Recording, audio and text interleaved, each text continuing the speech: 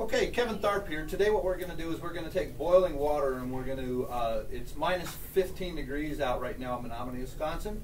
We're going to take boiling water, we're going to take it outside, we're going to throw it up in the air and watch it turn to snow. So it's fresh off the boil. We'll go right on outside here.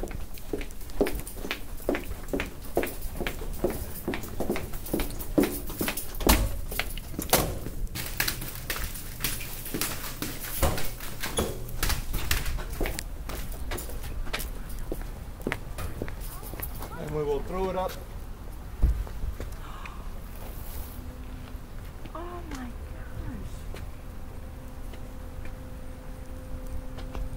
There you go.